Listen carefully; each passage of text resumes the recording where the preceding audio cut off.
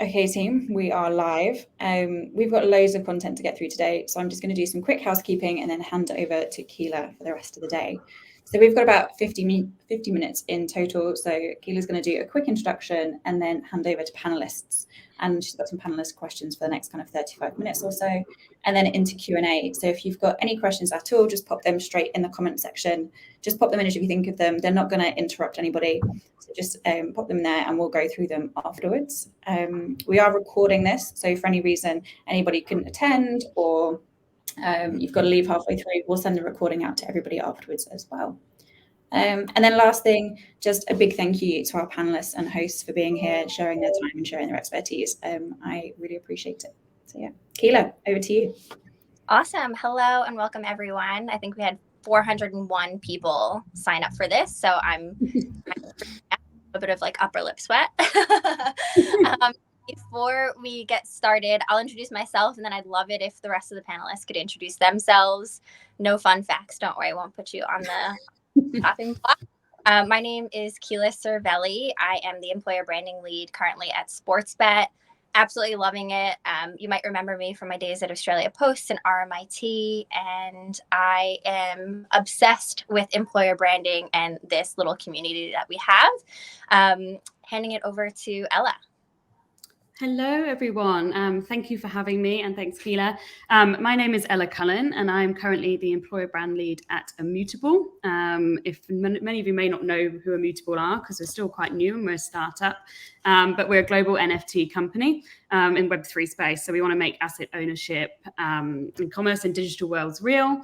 I also, like Keela, love employer branding, and I've watched her for many years through the ranks at many companies, and I can see here on the chat there's many people that are also in the same space as us. So thank you, can't wait for today. Awesome. Over to Will is the next in the block going around. Hi, my name is Will Innes. I work for a company called TQ Solutions. I've been an employer brand guy pretty much my whole career, which you can tell by my wrinkles is quite a long time, probably too long. So TQ Solutions, talent consulting business. But within that, I run a specialist brand and experience practice. So we're not like an agency. We don't offer creative product or media. We really focus on strategic advice and consulting in and around EVP and employer branding. Great. Chris, over to you. Hi, my name is Christine Shaw. I work at Barwon Health in the talent acquisition team. I've worked in healthcare for maybe 10 years. And prior to that, or in between that, I also worked in education at Deakin. Like everyone, I love the best part of my job is the employer branding side and being innovative and looking at that strategic picture and working really closely with the different areas of the business and being able to really provide expertise in that sort of area. Amazing. So happy to have you all on this. I think one thing that we have in common is that we're all a bit obsessive over what we do. We come from different industries, different backgrounds, and I think that really is what makes our community special. Just to backtrack in employer brand, I think if you would have asked people what employer brand or recruitment marketing is even 5-7 years ago in Australia, people would have just, rolled their eyes and, had this really hazy look, didn't really know what we did. But I think Australia has caught on. I think the famous thing is that people say that we're behind the UK, the States, Europe in employer brand by up to 10 years. I don't necessarily think that's the case anymore. Australia's caught on. There were about 5 employer branding specialists a few years ago, and we were all in this little micro cute community, and it has expanded, gone gangbusters over the last few years. Our roles certainly have changed quite a bit during COVID. I think most of us had to look insular, look internally into our organizations, lend a hand with comms, lend a hand with so many other HR generalist type things that kind of came our way. And I see a lot of nodding heads, and in the chat, I'm sure that a lot of people would be saying, hell yeah. But what that did is that expanded what we can do and what our capability is. It's not just about talent attraction. It's actually about, looking inside of our companies and strengthening our employee advocacy programs and things like that, internal mobility. Today, we are all over the place. I can't go onto LinkedIn without, congratulating somebody for a new EB role, seeing new jobs popping up. I think at any given moment, there's like 23 employer branding jobs going on in Australia, which is fantastic to see. My hope is that our community continues to build. We strengthen our craft, our profession, and that we take some time to recognize in moments like this that our challenges are not unique. And I think my mom, if she's on this, will kill me for saying this, but it's the same bullshit everywhere. That's we can tagline that. We all have the same struggles. We all have the same challenges. We are in the same markets, vying for the same top talent. And I think it's really special that we get to put our tools down and come together and share a little bit. So without further ado, I am going to get started with some of the questions. Are our panelists ready? Take a deep breath. Thumbs up. Awesome. So, Ella, we'll start with you, given that you've been working on some really incredible stuff lately. What's working and not working with your current employer branding strategy?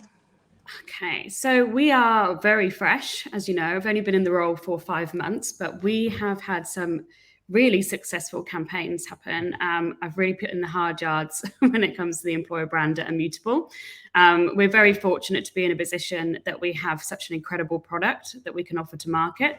But not only that, but we really want to hire in top performers and offer higher at top rewards. So we really, for me, we're quite authentic. We stand out in market. What's gone well? We have increased our LinkedIn following by 88% over the past 3 months, which is incredible. And LinkedIn have reached out to us to give us a big pat on the back and said they're using us as a case study. So that's fantastic. We have our strategy of regularly updating brand awareness, employee-centric content, really showcasing, the amazing people at Immutable and what we do has really helped along the way. What is not going so well? People don't really understand what we do, and we've really noticed that. We're obviously in a bit of a tough market at the moment. So next steps for us really are to become an educator, to build our brand, to let people know about Web3. You'll see lots of events, so keep your eyes peeled. We are seeing a slight drop in engagement. I think that's across the board in LinkedIn or any of our platforms at the moment. People are feeling a bit social content heavy, but yeah, we've had a fantastic couple of 5 months or however long it's been now, feels like 5 years, but yeah, feeling very fortunate and excited for the next stage of growth. That's incredible. Christine, any insights on that? Anything that's specific to Barwon Health? Yeah, I think what's really working really well for us is I think with the pandemic, everyone has really looked at what they want in life, where they want to live, what type of lifestyle that they want to have. And we've noticed a huge growth in regional Victoria, specifically where we're from. So what we've been trying to focus on is really that attraction to moving to the region and the career opportunities that are available at Barwon Health. So we've been sort of focusing on the house prices are lower in our area. The work-life balance is great. We've got this amazing region, which is the gateway to the Great Ocean Road. There's spectacular beaches. There's the waterfront. There's a really great wineries. And so we've been trying to sort of focus on that. I suppose what's not great about healthcare is also the pandemic. And there's so much media on the fatigue of healthcare workers. But what the upside to that is it sort of made people also think, I think I'd love to work in healthcare. I think I'd really like to help people. I think I'd really like to be involved in a solution to these problems. So we've sort of looked at that and worked out, let's try and showcase how amazing our healthcare workers are, the different types of jobs you can have in healthcare. Like it's not just all doctors, nurses, but there's, the admin and the, all the other types of roles. So I think we're looking at how we can turn around the negatives into positives. This is our big time in the healthcare sector right now to showcase how amazing it is. There's never been a focus on healthcare like there is now. So we really have to take advantage of that. Yeah, absolutely is your time to shine. That's for sure. Yeah. I always tell my daughter whenever we go to the doctor, we see an ambulance drive by, those are heroes, because she's in that superhero phase. Yeah. Get to do that every day, work with these kinds of people. So good on you. And they truly working with healthcare workers, they are heroes, and it's such a beautiful environment to work in because everyone's there for the reason of helping each other. And you get to go to the beach at lunchtime, right? And you can go to the beach at lunchtime. I can have a swim before work. Or the winery. Not the winery, unfortunately. Getting job applications off the back of this. And Will, you have such a unique opportunity to work with so many companies. And I feel like the general trend for the last few years is that people have been pushed to do way more with way less. Can you speak a little bit about some of the challenges that some of your customers are coming up with, or coming to you with, rather? Yes. Okay. And also just thinking about, what's been going really well, or maybe where some opportunities are. I think that the kind of, whether it's resignation, reshuffle, or just kind of reassessment of where people are at in the world, I think what I've loved seeing is the readjustment and reevaluation of EVPs. I think that's been a really big piece of work over the last year or so, and is ongoing. We see lots of organizations that really acknowledging that what they provide, the experience has really changed, what people want has really changed. So I think that's brought around a massive work that's happened around redesigning EVPs themselves.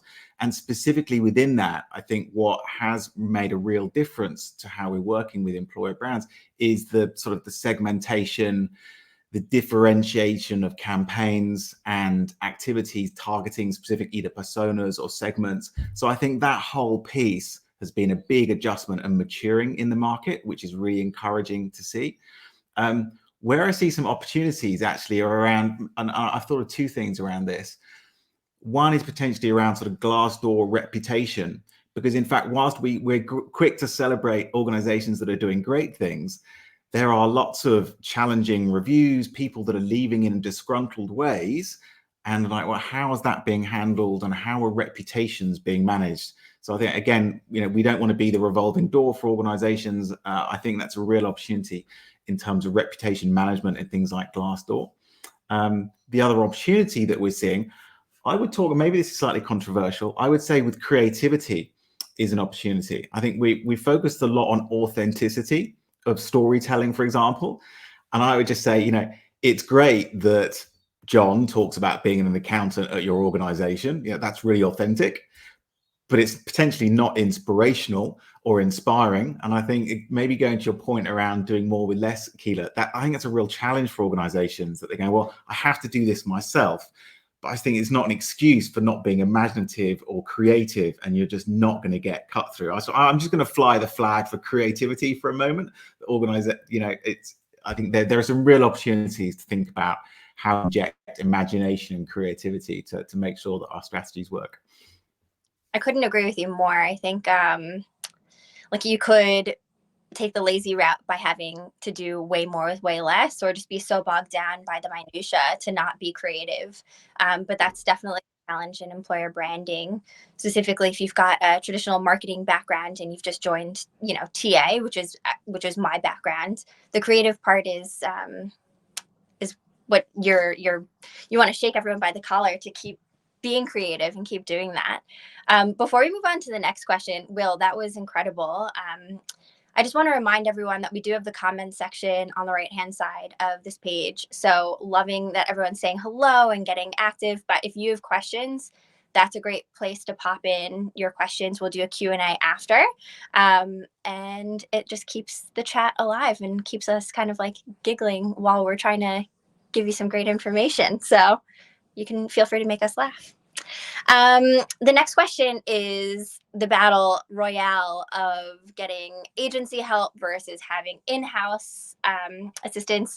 Christine, do you want to talk a little bit about the makeup of your team and how you get employer brand done, whether it's external or internal? Sure. So we, like everyone else, have very small TA team. So we have we also work really closely with our comms team, who really look after the brand of Bowen Health. They hold the brand of Bowen Health, so we have to work really closely with them. But they are so amazing, and we've got such a great relationship, and they understand the talent branding, how important it is to attract people, and the work that we're doing. So we work really closely with them, but we also have an agency that looks after the whole of Bowen Health, and we work really closely with them when we have to do bigger sort of type of campaigns. So that's sort of really how it sort of works. I'd love to ask you a follow-up question that we didn't practice, but I'd love to hear a little bit more about how you are working with some of your internal teams, like your marketing team, and how you're able to build a relationship to make it stronger. Marketing are amazing. You are so fantastic, marketing. You do such great work. It's really about talking to them about how actually fantastic they are, because they do sort of hold the brand, giving them a lot of compliments. Our marketing team, comms and marketing public relations team, are really small as well. So I think they love the employee branding. They love the creatives. They love working with us. They love working with all of the other areas of the business. So, we sit together and we work out different templates that we want to use. They come up with ideas. We come up with ideas. And we just really work really collaboratively together. That's great. I think you nailed it on the head, that building a strong relationship with the custodians of the brand is what's going to help influence your employer brand. Mm-hmm. Ella, let's hear a little bit more from you. Are you working in-house, internally? So we have a mix, really. So at the moment, it's just myself and my designer, Maria, who is wonderful. She was a non-negotiable for me when I joined this role. Going back to what Will said about creativity, it's really great to have someone that's just as excited as an employer brand as you are, but also has that creative element, because it doesn't mean that from a strategic side, we always have that space to do it and be creative. We have collaborated with creative agencies. So part of our rebrand at Immutable recently, we built a new careers page that was designed as well. And we went on to be as creative as possible and really bring to life the life at Immutable. And then we've also worked with a creative agency to build an employer brand tagline. So I know not everyone uses those. I'm really passionate about it. I think it's a tagline that brings in the essence of your brand all into that one speaking part. So we came up with Join the Game Changers, and there's a real history behind that and creativity, going back on our history of games, and then bringing in people that really are going to be working on problems that haven't been solved before ever in the industry. So yeah, we've at the moment just us two, but we do often go out-house if we need the help, and we're lucky that we're able to have that option. We just got a great question. I know we're saving Q&A for the end, but Chanel asked, how do you improve your talent brand if you don't have the luxury of using an agency or even having your own internal marketing team? And I know it's not our first rodeo. We've had big teams, we've had small teams. This is not our first time in employer brands. We've had different levels of financial support budget. Does anyone want to speak to that before we go on to the next question? I would collaborate as much as possible with everyone across the business, whether it's execs, whether it's TA know the ins and outs of your candidate journey, and really push into that. If you don't have the luxury of your own marketing team, you are able to do it with just the basics. But I would certainly try and push for a little bit more help. You can't do everything alone. Yeah, I'd also say that Canva makes everyone look like a hero. So I literally film things on my phone or take photos and then just pop it up there. Maybe add a filter, add some font and some text, and voila, there we go. So $110, I think, a year for that subscription, and there we are. There's my trade secret.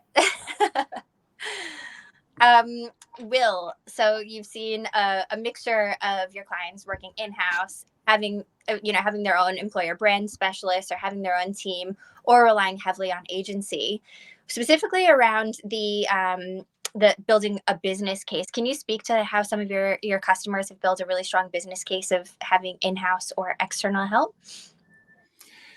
Do you know, I was thinking about this, and certainly if you kind of Google it, it talks a lot about, you know, ROI and, you know, these sort of fancy equations of proving where you're making highs and things like that, which is kind of fine. But I also think that this, one of the biggest secrets that I've, not secret, right? One of the biggest things I found is around the importance of education is just absolutely massive. And I've had a few light bulb moments in the last few months. We do these, you know, real deep dives on employee experience, on candidate experience and external brand. And we always do a playback that includes things like head of brand, head of marketing, as well as the TA and the P&C type folk, right? And, you know, we've had these great moments where we talked about the journey and how we might want to create, I don't know, like a moment that matters, or how you could differentiate versus a competitor. And we've had the head of brand sort of say, hang on, I just need to sort of stop the conversation for a minute and go, you know, you're talking about planning a candidate experience. This is exactly what we do for our customers. And they've just had these real light bulb moments. So I just think that's a really important thing to call out, that in fact, the biggest legwork you can do to increase stakeholder engagement and potentially get support is to help people have these aha moments and go, I know I use this buzzword bingo around employee experience and EVP pillars, which no one really gets. But as soon as you put it in their language and talk about the kind of things you're trying to achieve, the outcomes, the experiences you want to create, actually we have these kind of like, I'm sure we could do more to help.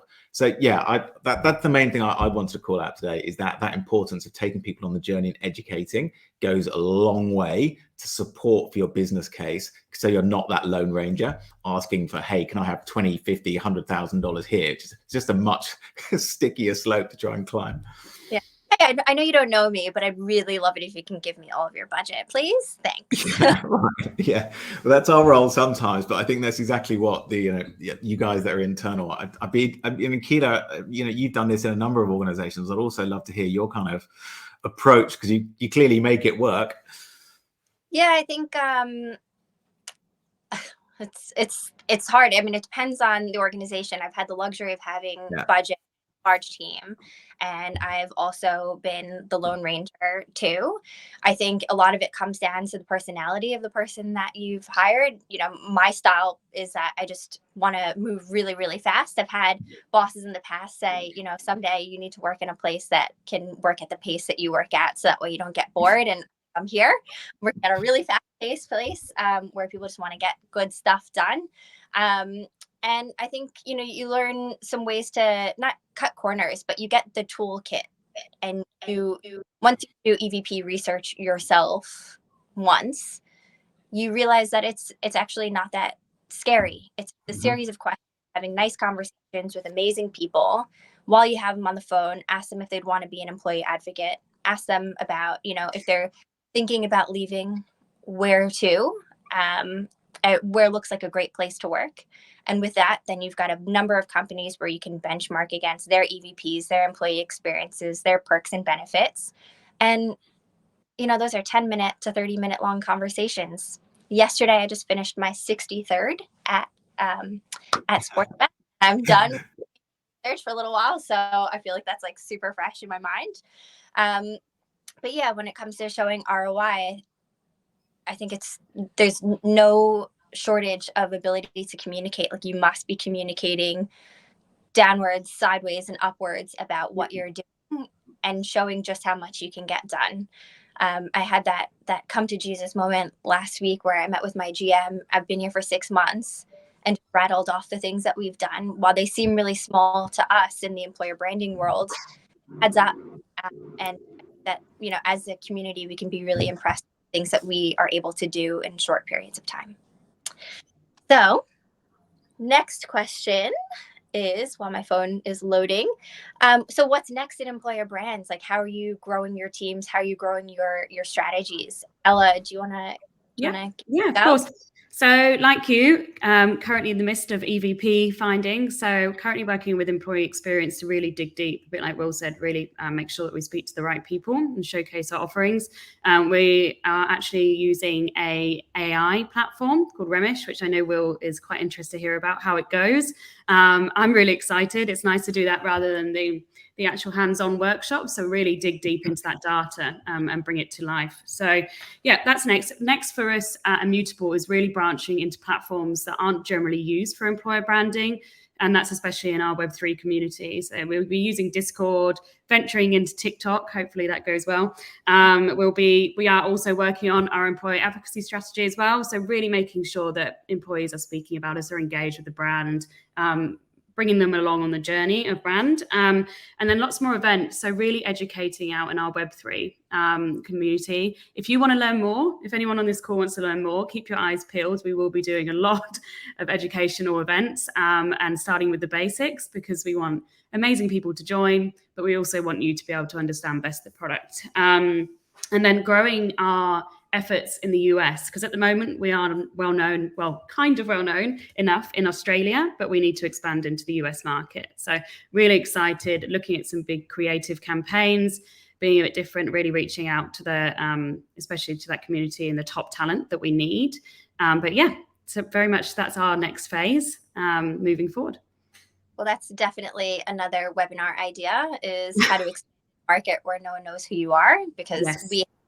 we're going through that as well. So Yeah. Ella, we'll be brainstorming on that together, I think. Yes. Christine, over to you. Tell us what's next for you and your strategy. So we look at a campaign for different segmentations of the business, and we use that for say 6 to 12 months. So we started with say the nursing strategy, and we looked at, obviously we talked about taglines, and we're looking at Broad New Horizon, which is we're trying to get nurses to move obviously down to our region. So we've been using that tag and we look at an overall strategy, which is also including international. So we've been doing a lot of work internationally. There's only certain countries that nurses can come to work in Australia, and we've been working on different campaigns, including Indeed. We did a big rollout with them. We did an expo in Ireland. That didn't seem to work that well for us. I think it would have been better if we could have actually been at the expo ourselves, because we're competing with other healthcare services, and you can sell it so much better yourself. I'm trying to work on that. Let me go to Ireland and or the UK and do the expos. But also, we've got a huge new mental health facility that's opening. So we've got a new different areas. It's called Make Your Mind Shift. That's a tagline for that. And they're rolling out a whole lot of different work. And then with our doctors area, we've got our tagline, which is breadth of service and depth of expertise. So we really segment the market and target what it is that particular areas need. We work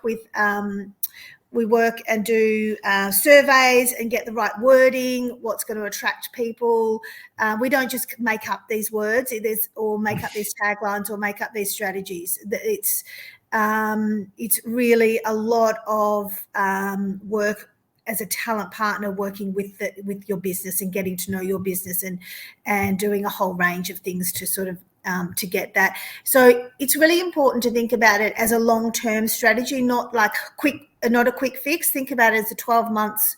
And I know you might get bored with the same tagline or some of the same pictures or some of the same things, but you have a multi-pronged approach where you're trying to get your brand into lots of different areas. And a really good thing one of the marketing girls said to us when we're thinking about, changing pictures or changing whatever, they say, you might see this 20 times a day, but some people have only seen it once. So don't think you've got to change things all the time. Just try and have the consistent branding, because people will get to know your brand and it'll stand out as you go. And certain colours or certain taglines, people go, oh yeah, that's Barwon Health, and they'll get to know it. So, and that a brand takes a long time to build. So don't change things really quickly.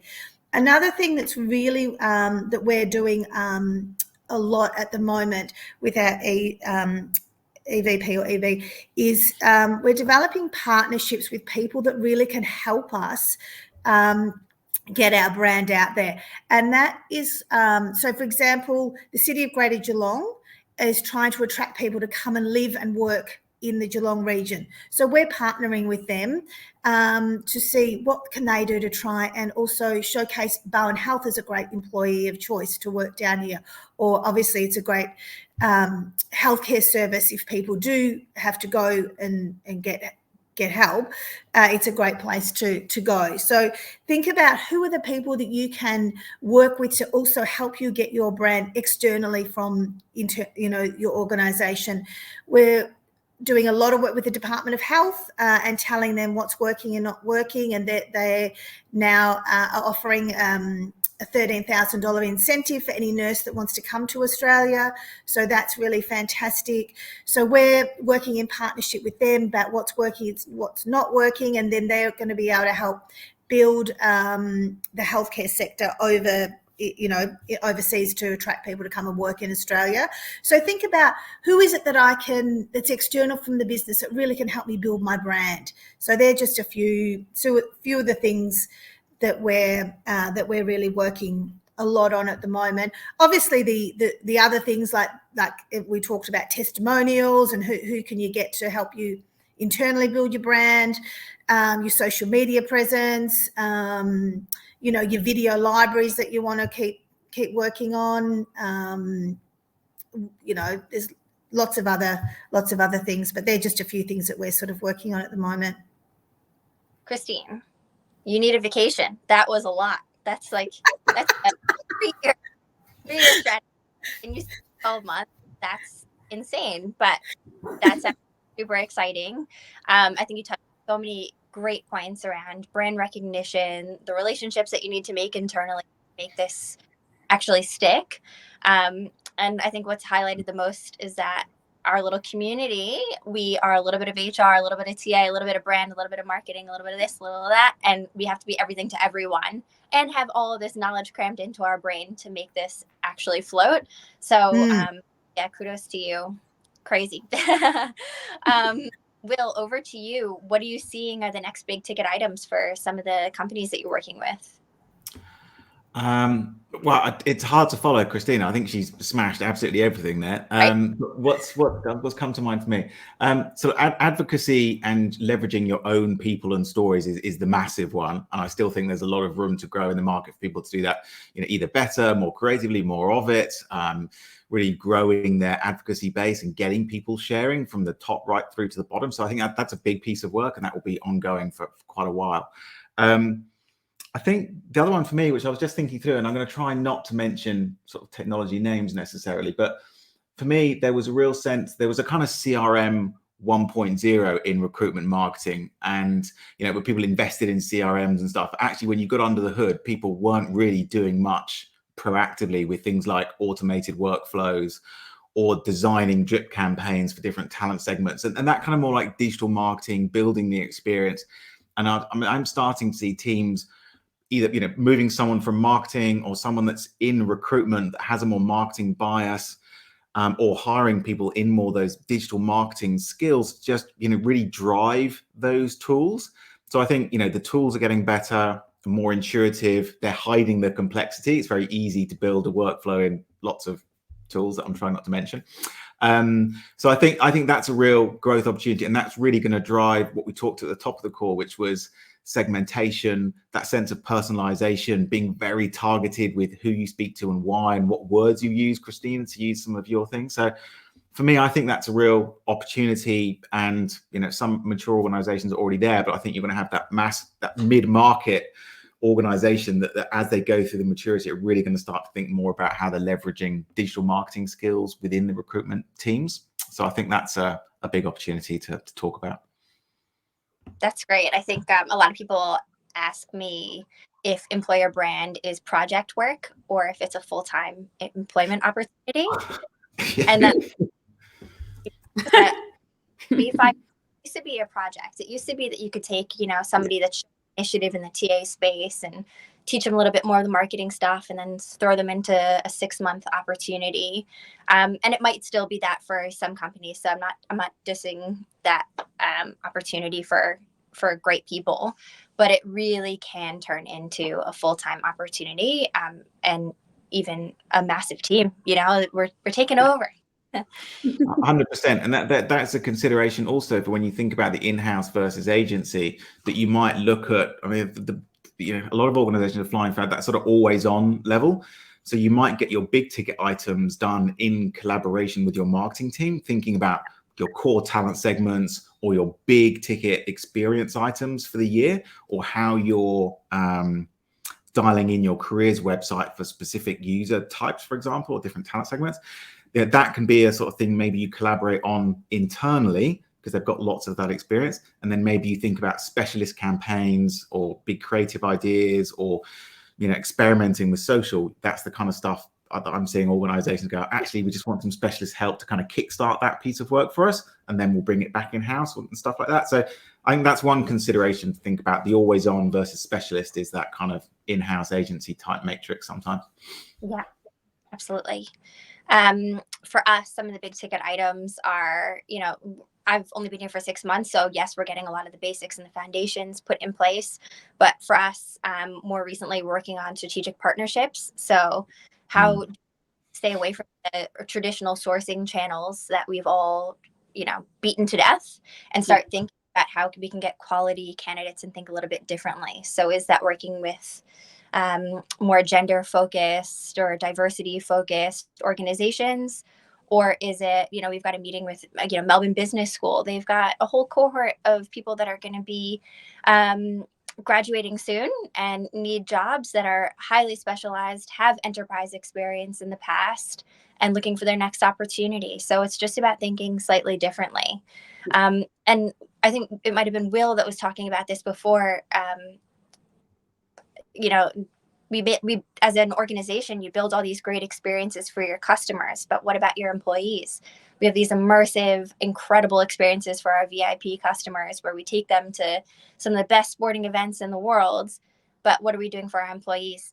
How do we build that immersive employee advocacy program? And I don't know, I feel like it's going to get a little weird in our office having these like cool pods where you can like sit inside and shoot a video and do these things. So watch this space. Things are sports bet. Okay, so there have been a number of questions put into the comment section. I think it's time to move on to Q&A. Is everyone ready for that? Yeah. Yeah. So let me scroll back. If you just give me 1 minute. There's a lot of love for Canva, and I could agree more. So John Towers asked a great question about baseline EVP. I'm just going to interpret this question. When you've done EVP research, how do you understand how much you need to improve it? So you've got all the research, you start consolidating the data, spits out some messaging and people's experience. How much do you need to improve it from that point? Trying to understand the baseline part of it. That's that part of the question. It'd be great if someone could give a little bit more context. I guess the way that I'd interpret it is you get feedback from your employees. You've got the raw data from your focus groups or your one-on-one chats. Now you need to sort for similarities, and that's your EVP messaging, sort for differences, and that's your feedback and what you need to improve on. Yeah. Is that what you're reading, John? I mean, the other potential way of reading that is the importance of external research as well, because it's all very well to talk about what you are and what you think you are. So there's a big shift in what external talent wants. So you can look at a lot of market data that exists, like PwC surveys, LinkedIn can do some really great work there. But also you might want to think about, research for touching people with surveys as they're applying for jobs or as they're touching your careers website. What do you currently think of us? What are you looking for in your careers? How does that compare to what you're offering? So some of those gaps give you a good sense of what your baseline is, where you're coming from, what levels of perceptions are, where the gaps are. and how you might need to improve that to, shift perception or shift understanding. So that's maybe one area to explore, but I don't know if I'm interpreting the question right. Well, I think Nandita actually, she asked, I think, a very similar question, but worded slightly differently, about what our thoughts are about talking to your employer brand in its fullness, the warts and all, the good, bad, and the ugly. How truthful and honest are you with your employer brand out in market? Does anyone have experience with that? I think maybe Christine would be best placed, given what you Well, shared. I just think, with healthcare, and I talked about before how healthcare's in the media every single day now. I can't go out and say, come and work as a nurse. It's a relaxing job. We have to look at the warts and all. People are fatigued. You're working with all of this, stuff all over you. You're tired by the end of the day. So I can't hide that. We can't hide that. But what we can say is, come and work down in Geelong, because after work you can go and swim in the ocean, or you can. It's a great place for your kids to grow up. Or so I can change. I can't say nursing at the moment is you're going to be energized by it, because it's really hard, but I can change the messaging on what else is going to attract you to come and work here. What are the other things? What are the other benefits that we can show that that you will really love about working in this job? Yeah. And you also talked about the hero thing. People in the community are now recognizing people that work in healthcare and saying, gosh, you're doing a great job. Thank you for what you're doing. So people really love being appreciated in their job. So the more that we can showcase that side of things as well is great. Yeah, I was going to say, going off the back of that, I mean, obviously we all work long hours, especially being remote, or we say flexible work from home. It's not really a thing anymore. It's actually, we're stretching ourselves to the limit. So it's really about showcasing the benefits you offer for support. So whether that's your EAP or modern health coaching, it's about talking about those benefits that you do to support that function of understanding that you may work crazy hours at one point, but it's also, like you said, just really making sure that you don't butter it up too much and it doesn't look too flashy, and make sure that you are being authentic, although not creative in this sense, Will. The other thing, like with us, is if, like, I'm doing some attraction strategies for overseas, international, I can talk a little bit about how great it is working in Australia as compared to other countries. Like, for example, when you work as a nurse in Australia, you have a ratio of patients to nurse, which is a smaller ratio compared to overseas. So, all those, just finding out what are the major differences between what you can offer and what others are offering, and trying to sort of showcase that as well. Yeah, I think a lot of us have been recruiters in the past. We know how simple it is in a job ad to paint a really pretty picture, but as soon as employees join, they're going to be able to poke holes in the whole situation, made promises that you can't keep. I think, like, one of the best and simplest things that you can do is say, to be honest, this is where we are in our strategy, but we need us take us from this point to this point. And, show that wart and be really open about it. It's going to be painful for the next 6 months. You're going to have to roll up your sleeves, but it's going to feel so good when we hit this metric or we hit this KPI together as a team.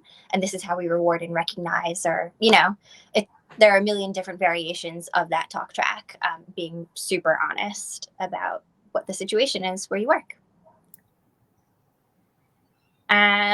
We have many other EVP questions, but just to keep it in that genre for now, and then we'll move on to some other different ones. Sarah Purchase, girlfriend, hello. With 2022, work from home, remote communities, where does the focus now need to shift for EVP? Things have changed, employees' needs have changed. So what's the biggest thing that we need to pivot on? If we knew, we would be cajillionaires. Miss Purchase. Joking. Somebody on this call knows. I was going to say the same as you. It's probably, like I just said, it's more about the offering that you can support that work from home function, and the benefits that you can put in place and the employee experience that you can bring, whether it's online, which can be exhausting, or if you want to bring more people into the office, then maybe it's a turn of events and actually bringing people together. But no, if we did know the answer to that, that would be, then we'd be probably have a pay rise. That would be great. I would say the big shift for me is that we used to talk about, I say we used to, like the old days, such an old fart. Pre-COVID. But you know, the EVPs used to be framed as kind of deals, you know, what you put in versus what you get out, which is really cool. But the big shift is really, we talk about, certainly at TQ, like a human first methodology, and it's about the people and how they experience the world. So EVPs need to give people the answer for much more, you know, personal human things like, am I going to be respected? How are you going to look after me when my kids are sick? Yeah. How's that going to feel to interact with leaders and managers? So I think it's much more emotive, much more human is the frame. And, you know, interesting, like the work from home thing, like, you know, I've seen a lot of people leading with policy, you know, with 3 days here and with 2 days and all the rest of it. But if you flick that to a human lens, it's kind of like, well, you would tell that through the lens of someone that's a single parent, like, or someone that has no kids.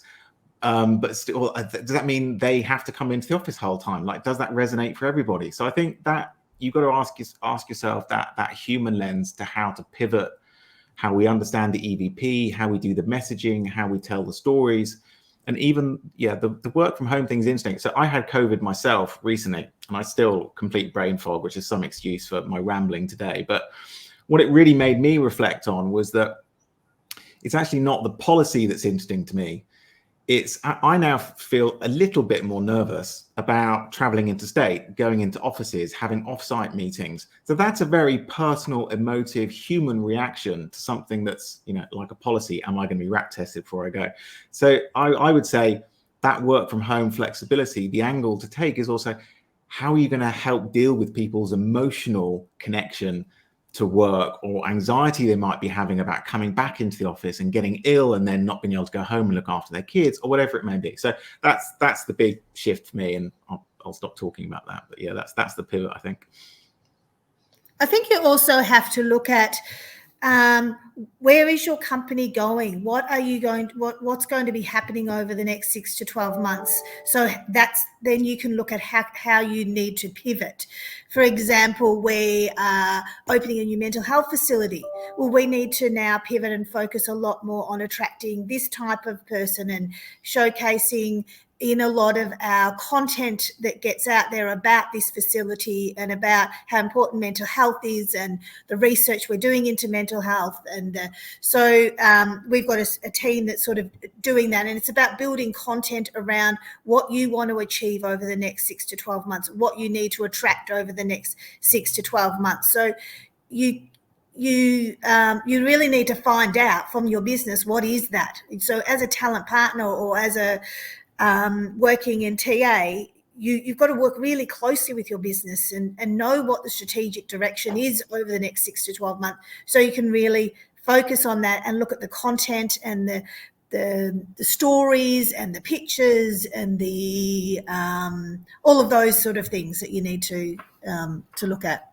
I think that's a really significant point. I think in all of this kind of uncertainty in the world, actually an organization that can say, these are the challenges we're facing into, to your point, Keela, authenticity, right? You know, it's slightly warts and all. This stuff isn't perfect, but we've got a 6-month program that's doing X, Y, and Z. It's going to change.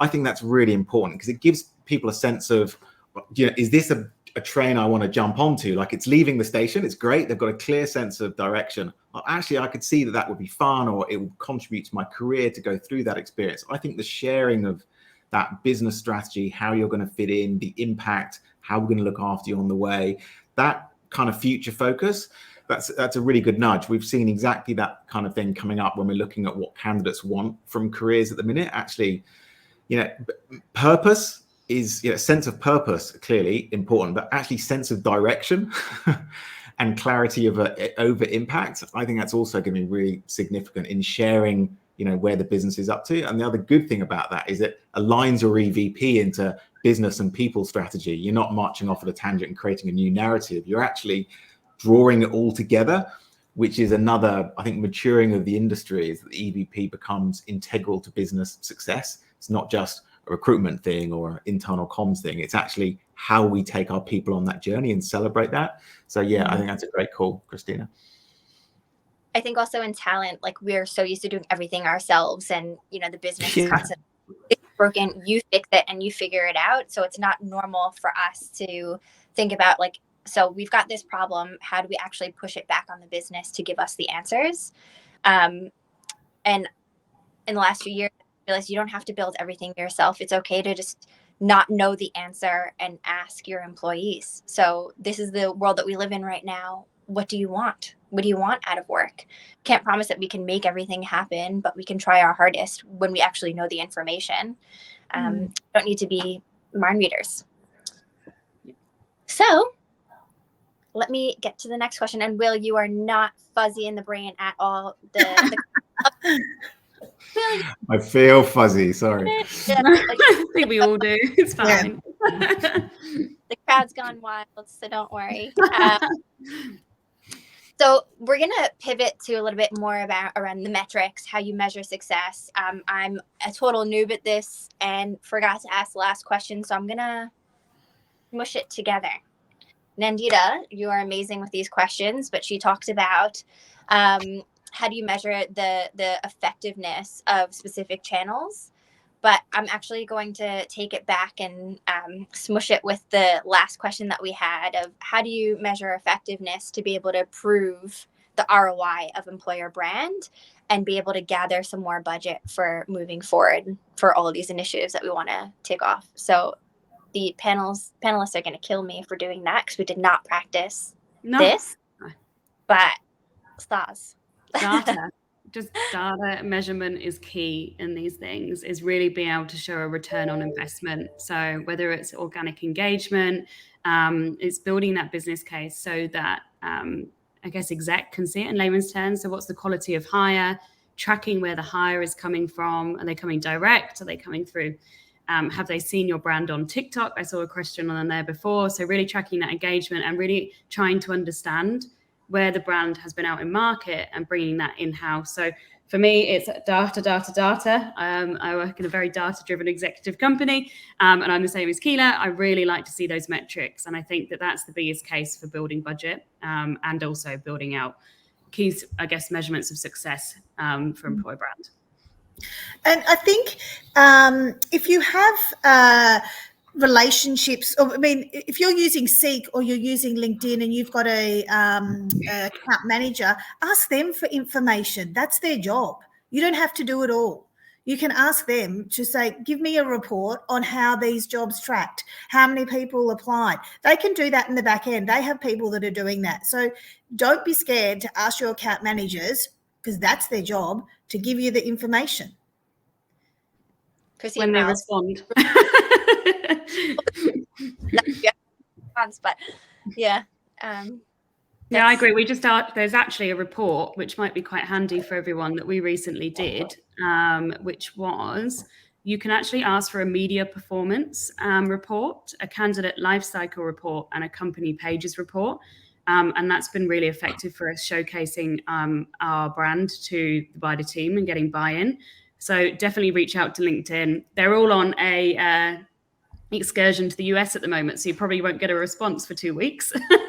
But those pages have been so helpful for us to really show where the organic engagements come from and the data to get that buy-in. Yeah, I agree. Look, friends, we only have a few more. So if there are any other questions, you can pop them in the comments. And for those of you that are taking a little bit more of a passive approach and just watching, please feel free to connect with anyone that you met today on LinkedIn, because we really are a sharing community. Yes, you know, the brand story is that we're all vying for the same people, but the truth is, like, when you look under the hood, we all are really willing to share and get the best out of our community. The more that we strengthen our craft and our, you know, what we do, the more opportunities opportunity there is for businesses to hire more people like us, to put more budget into what we're doing, and take this really seriously as something that can shift the people and culture strategy for your business. So that's my little shameless plug. Are there questions or anything else that the panelists want to add? No, I think connection, like you said, is so important in our community. Just connect with each other, like it's and see what other people are doing and ask questions. I'm in lots of different groups, and it's okay to ask questions. Or what are you doing? Or how did this go? Or can you give me a bit of, what was your budget? Not was your budget, but just some information you can share. I think where it's really important to do that. Bree, you just asked a question. So the big question is, how do you develop an EVP that isn't vanilla? Great question, Bree. Anyone want to take it before we wrap up? Just don't be vanilla yourself. Like, don't. There's leaders in the organization that their role is very vanilla. Your role is not to be vanilla. Your role is to bring something to the table. Your role is to, as a innovator, it's don't be vanilla yourself is what I'm trying to say. Yeah, I agree. Bring people into the process as much as possible, be creative as possible. But yeah, it's all about, I think we all have our additional flavors, and I would say most of us out there that are an employer brand would hope we're not vanilla, but it is really about bringing everyone on the journey. Will just not. He's like, we don't do vanilla at TQ. No, not at all. It wasn't. I was just, nodding in agreement. I think it needs to run through everything you do to not be vanilla.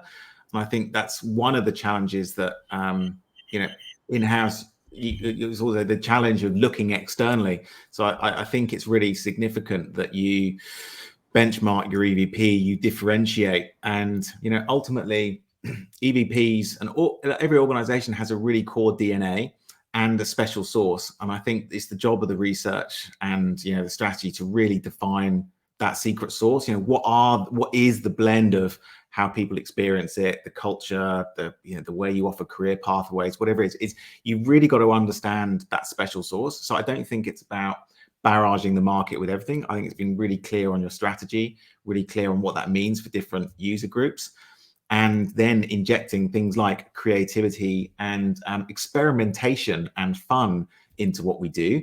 Otherwise, it's very easy to look at what others are doing, follow that, use the same tools, use the same authentic things. So I think you've got to challenge yourself every step to avoid that happening in today's competitive market. Otherwise, it's very easy to slip in stuff that's vanilla if you don't do that, I think. Yeah, I think also like you do the EVP research, and obviously the questions are going to be the same across the board, and you start to see a lot of similarities, but it's the stories that come out of this. Yeah, I get quite emotional, like you think that, when you're working with these developers that, their story is basically an algorithm, that they're building this one piece of code that's going to make one experience across the board. But then when you hear about some of the personal struggles or some of the, the other elements of their personal story that got them to where they are today, that's what makes it rainbow flavor. It's not vanilla at all. And I live for that. I think that's the best part of the job, hearing the people's stories. And Bree, I know I always call you the fairy godmother of EVP employer brand. My life got into this gig in the first place, so you know that better than anyone. Well, LJ, over to you. I was like just popping up to be timekeeper at the end. Guys, you've timed that perfectly. There's literally 1 minute left, so thank you all. Thank you everyone that came. Some awesome questions, so really appreciate it. And panelists, Keela, you're all amazing. Thank you all for sharing everything that you know. Really appreciate it all. Just thank you. Thanks, everyone. Thanks, everyone. Have a lovely day. Bye. Bye.